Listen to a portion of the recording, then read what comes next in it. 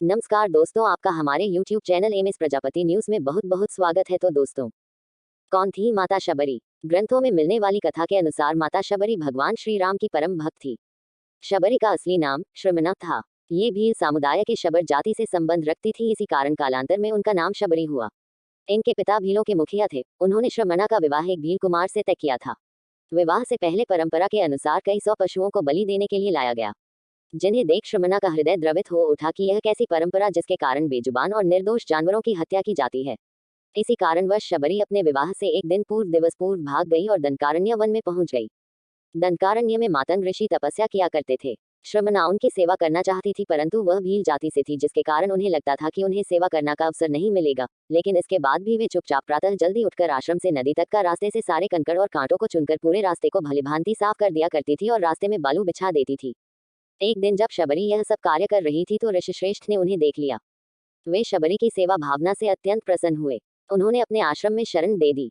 शबरी वहीं पर रहने लगी। एक दिन जब ऋषि मातंग को लगा कि उनका अंत समय निकट है, तो उन्होंने शबरी से कहा कि वे अपने आश्रम में ही प्रभु श्री राम की प्रतीक्षा करें। वे एक दिन अवश्य ही उनसे मिलने आएंगे। मातंग ऋषि की मृत्यु के पश्चात शबरी का समय भगवान राम की प्रतीक्षा में बीतने लगा। वह अपने आश्रम को एकदम साफ सुथरा रखती थी और प्रतिदिन भगवान राम के लिए मीठे बेर तोड़कर लाती थी। एक भी बेर खट्टा न हो, इसके लिए वह एक एक बेर चक्कर तोड़ती थी। ऐसा करते करते कई वर्ष बीतते चले गए। एक दिन शबरी को पता चला कि 2 सुंदर युवक उन्हें खोज रहे हैं। वे समझ गई कि उनके प्रभु राम आ गए हैं। अब तक उनका शरीर बहुत आपका हमारे YouTube चैनल एमएस प्रजापति के आने की खबर सुनते ही स्वागत है तो दिया गई और वो दौड़ती हुई कौन थी माता श्याम के पास पहुंची और मिलने वाली कथा के अनुसार माता शबरी भगवान श्री राम के परम भक्त थी। उन्होंने अपने तोड़े हुए शबरी का राम को दिए। भगवान राम ने बड़े प्रेम से भील समुदाय के शबर जाति से संबंध रखती थी, इसी कारण कालांतर में उनका नाम शबरी को भी बेर खाने को कहा, लेकिन पिता भीलों के मुखिया थे। उन्होंने श्रमणा का विवाह भी अपने कुमार श्री राम का मन रखने के लिए विवाह से पहले परंपरा के अनुसार कहा जाता है कि इसका परिणाम यह हुआ कि राम रावण युद्ध में जब शक्ति श्रमणा का हृदय द्रवित हो उठा कि यह कैसी परंपरा जिसके कारण प्रभु श्री राम जिस तरह से जानवरों माता शबरी पर अपनी कृपा बरसाए, इसी कारणवश शबरी अपने विवाह दृष्टि बनाए रखना दिवस पूर्व भाग गई और दंडकारण्य वन में पहुंच गई।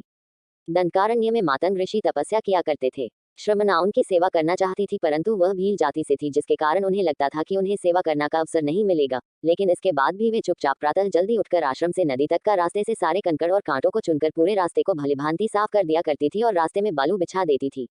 एक दिन जब शबरी यह सब कार्य कर रही थी तो ऋषिश्रेष्ठ ने उन्हें देख लिया। वे शबरी की सेवा भावना से अत्यंत प्रसन्न हुए। उन्होंने अपने आश्रम में शरण दे दी। शबरी वहीं पर रहने लगी। एक दिन जब ऋषि मातंग को लगा कि उनका अंत समय निकट है, तो उन्होंने शबरी से कहा कि वे अपने आश्रम में ही प्रभु श्री राम की प्रतीक्षा करें।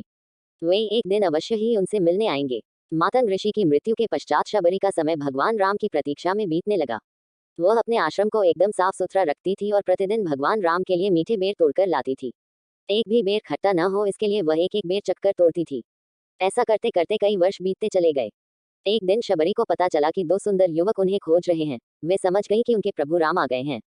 अब तक उनका शरीर बहुत वृद्ध हो गया था, परंतु अपने प्रभु राम के आने की खबर सुनते ही उसमें चुस्ती आ गई और वो दौड़ती हुई अपने प्रभु राम के पास पहुंची और उन्हें घर लेकर आई और उनके पांव को धोकर बैठाया। इसके बाद उन्होंने अपने तोड़े हुए मीठे बेर राम को दिए। भगवान राम ने बड़े प्रेम से वे बेर खाए और अपनी भक्त शबरी की भक्ति को पूर्ण किया। राम जी ने लक्ष्मण को भी बेर खाने को कहा, लेकिन उन्हें जूठे बेर खाने में संकोच हो रहा था। फिर भी अपने भ्राता श्री राम का मन रखने के लिए उन्होंने बेर उठा तो लिए, लेकिन खाए नहीं। कहा जाता है कि इसका परिणाम यह हुआ कि राम रावण युद्ध में जब शक्ति बाण का प्रयोग किया गया तो वे मूर्छित हो गए थे। हे प्रभु श्री राम, जिस तरह से आपने माता शबरी पर अपनी कृपा बरसाए, ऐसे ही हम सबके ऊपर अपनी कृपा दृष्टि बनाए रखना।